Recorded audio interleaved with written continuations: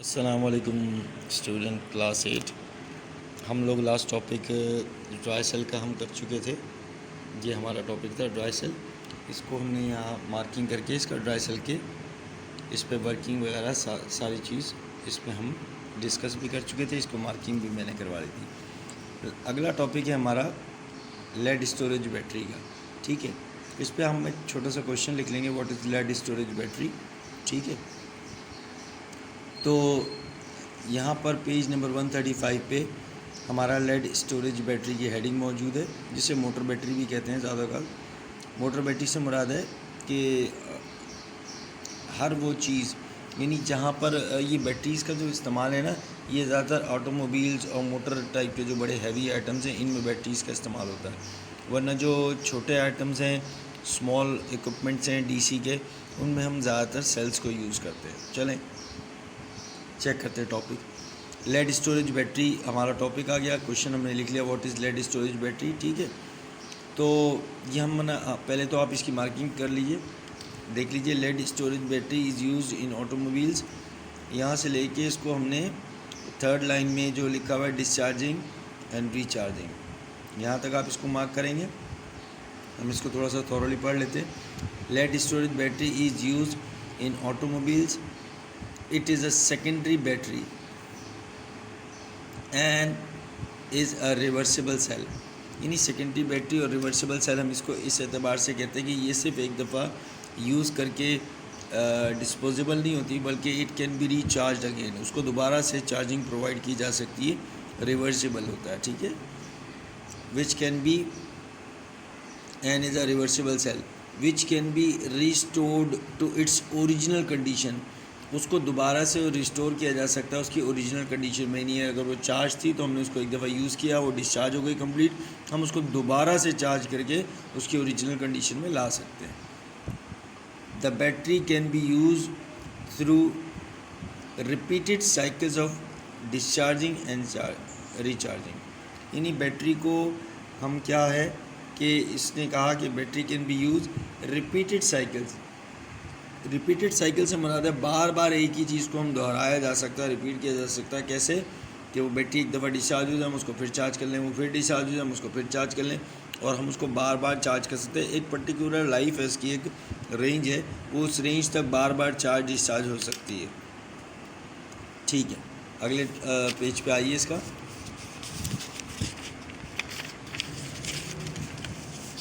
Okay, ठीक है, वो के उस पेज के बाद हमने पेज नंबर 136 पे हम आएंगे। तो फर्स्ट पैरा आपने कम्प्लीटली छोड़ देना है, सेकंड पैरा में आना है। In lead storage battery anode are the lead alloy and cathodes are made up of red lead oxide, lead oxide dioxide, यानी PbO2। पीबी कहते हैं लेड को, प्लम्बम इसका नाम है, लैटिन में इसका नाम होगा। पीरियोडिक टेबल में ये पीबी के नाम से शो हो रही होगी, क्योंकि इसका बेसिकली है तो ये लेड, लेकिन हम इसको जाहिर करते हैं पीबी से, क्योंकि इसका लैटिन नेम जो है वो प्लम्बम है। और डाइऑक्साइड मीन्स के मतलब डबल ऑक्साइड इसमें शामिल है, O2, तो इसलिए इसको लेड डाइऑक्साइड कहते हैं।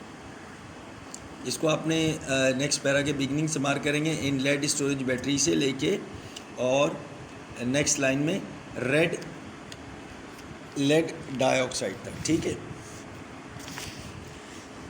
अच्छा, इसकी डायग्राम जो है ना वो हमारे पास ये है। ठीक है, अब इसमें हम एक चीज़ नोट करेंगे, इसने सेल कितने बनाए देखें, 1 2 3 4 5 6 सेल बने होंगे। ठीक है, ये A होगा, ये C होगा, ये A होगा, ये C होगा, ये A होगा, ये C होगा। ठीक है, ये इस तरीके से इसका लुक आएगी।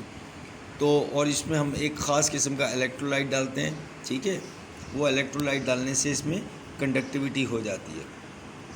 अच्छा, इसका बैटरी के पैरा डायग्राम के बाद नेक्स्ट पैरा में हम आएंगे, तो नेक्स्ट पैरा के बिगनिंग में हमारे पास ये मौजूद है। ठीक है, सेकंड लाइन में आएंगे, आप लिखेंगे ये वर्ड लिखा हुआ है द, तो इससे पहले आप एक वर्ड लिखेंगे व्हेन, ये हम अपने पास से ऐड कर रहे हैं।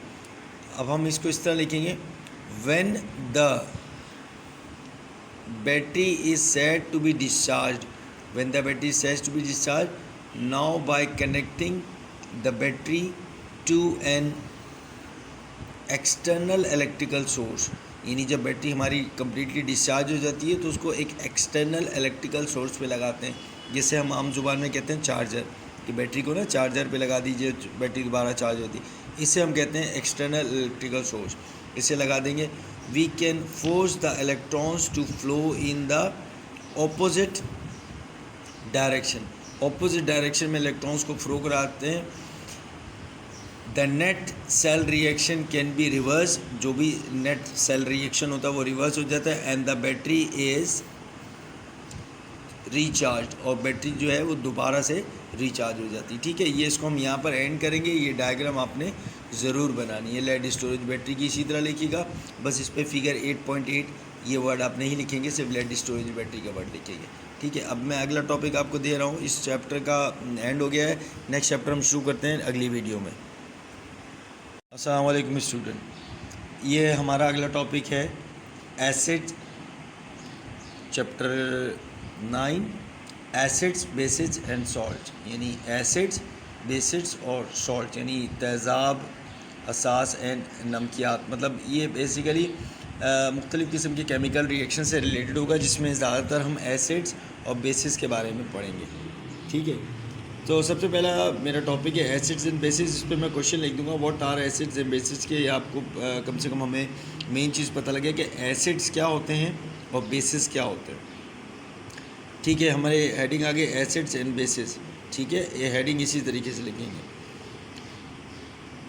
और हमने स्टार्ट करना है। Chemist recognized a group of substances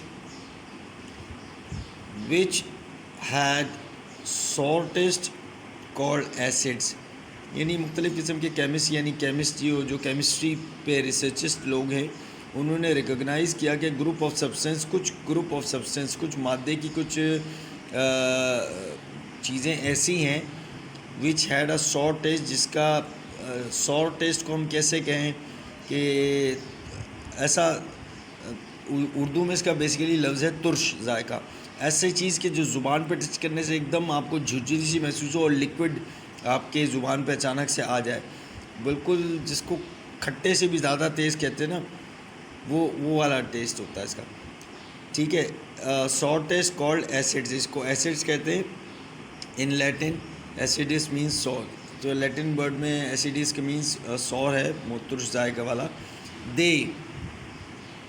They also recognized another group of substances which had a bitter taste and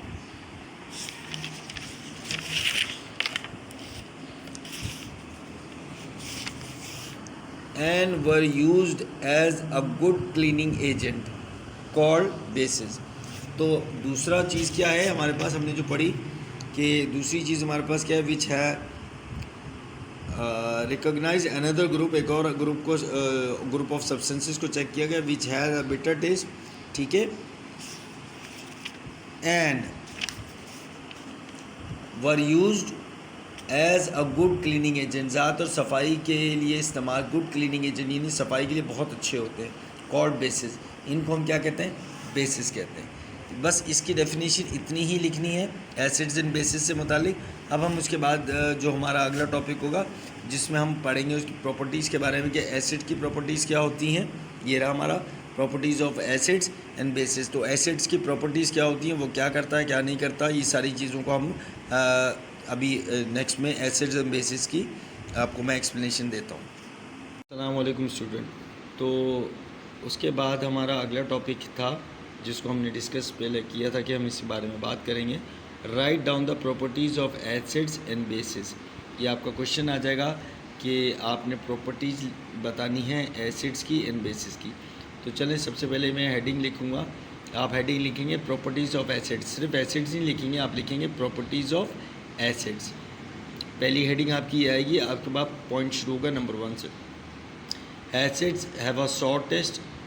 acids के पास एसिड का जो टेस्ट है वो सॉर होता है, यानी बड़ा तुर्श जायका होता है कि वो भी आपको समझ, जैसे विनीगर सिरका होगा ना।